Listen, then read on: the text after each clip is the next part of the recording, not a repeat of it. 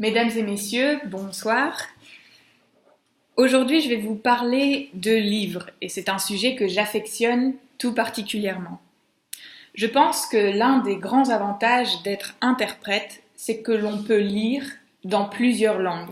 C'est vrai, tous ceux qui sont dans cette salle parlent au moins 2 langues, si ce n'est pas 3, et au cours de notre carrière, nous serons sûrement amenés à en ajouter peut-être jusqu'à 7, ce serait déjà pas mal.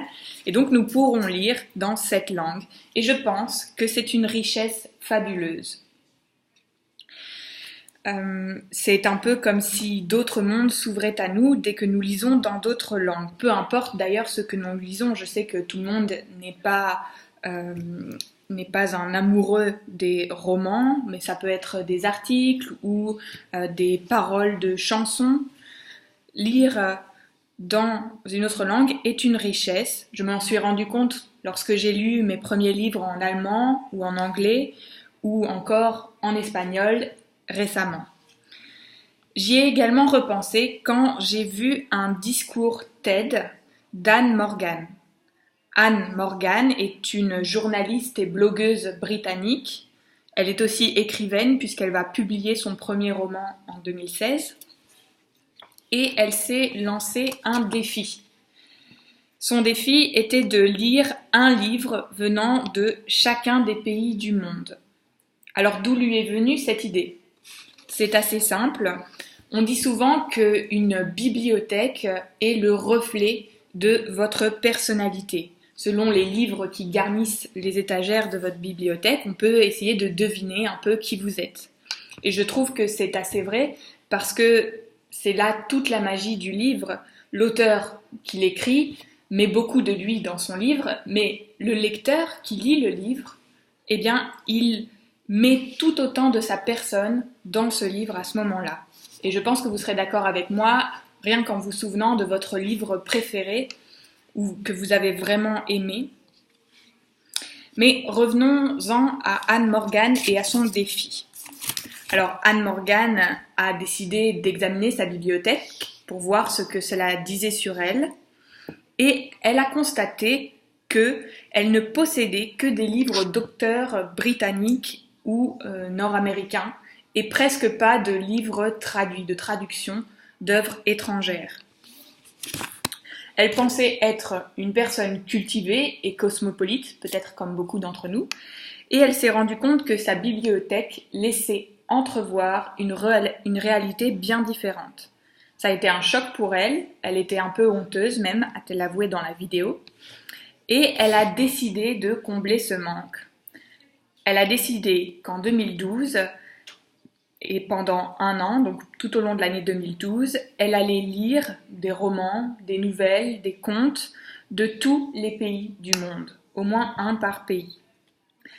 Et dans son entreprise, elle a buté contre plusieurs problèmes.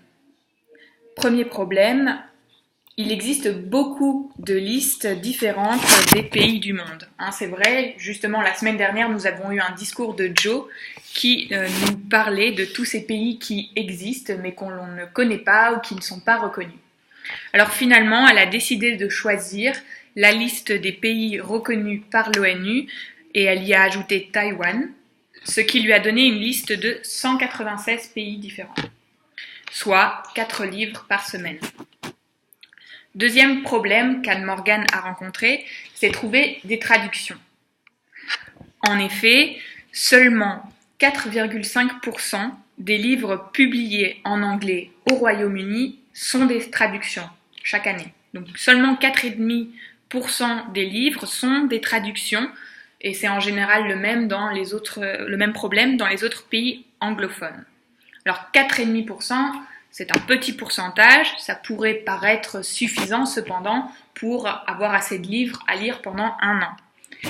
Mais il reste un problème parce que, mettons que 100 livres sur ces 4,5% ont été traduits du français au Royaume-Uni, eh bien ces livres francophones viennent essentiellement de France ou de Suisse parce que le réseau d'édition dans ces pays est très développé. Mais il y a peu de littérature d'Afrique francophone, par exemple. Et au cours de son projet, Anne Morgan a découvert beaucoup de nations qui n'avaient pas ou peu de littérature traduite en anglais. Alors les livres restent invisibles aux lecteurs de la langue où on publie le plus, c'est-à-dire l'anglais. Troisième problème maintenant. Elle s'est demandé par où commencer. C'est vrai, toute sa vie, elle n'avait lu que des auteurs britanniques ou nord-américains et elle ne connaissait rien à la littérature d'autres pays. Comment trouver un bon auteur ou un bon roman à lire? Comment choisir un livre du Swaziland quand on ne sait absolument rien sur ce pays? C'est toujours un peu délicat de tout laisser au hasard.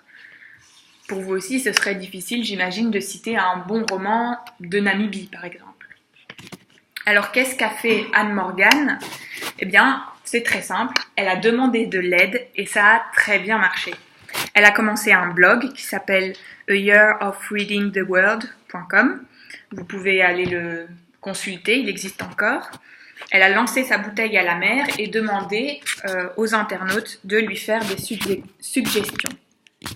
Ça a très bien marché, comme je vous l'ai dit. 4 jours après avoir posté son message, une femme appelée Rafida, et qui vit à Kuala Lumpur, lui a proposé de lui envoyer 2 livres, puisqu'elle est allée dans une librairie anglophone dans son pays, et elle lui a choisi un livre pour la Malaisie et un livre pour Singapour, en anglais. Et en effet, tout au long de ce projet, en fait, Anne Morgan va recevoir l'aide d'inconnus, et ça va l'aider à créer des liens avec des personnes venues des 4 coins de la planète. Certaines personnes ont fait des recherches pour elle, pour lui suggérer un titre, ou d'autres sont même allées dans des librairies pendant leurs vacances pour lui ramener un livre du pays. Et le monde entier l'a aidée parce qu'elle a été assez ouverte pour aller vers le monde et lui demander de l'aide. Par exemple, pour le Panama, on lui a suggéré un auteur appelé Juan David Morgan, et elle a écrit directement à l'auteur pour lui demander si ses œuvres étaient traduites en anglais.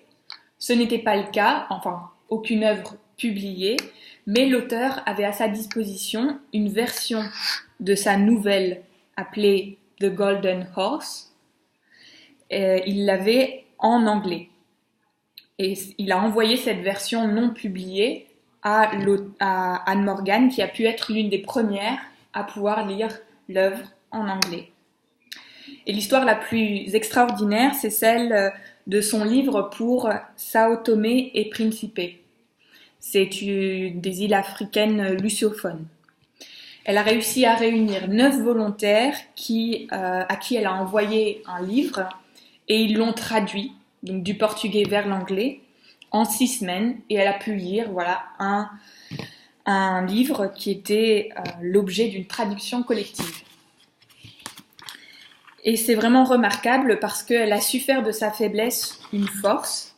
Son projet a permis, premièrement, de rassembler des inconnus pour promouvoir la littérature, une littérature en général peu connue dans le monde anglophone tout du moins. Ensuite, elle a réussi à élargir sa vision du monde.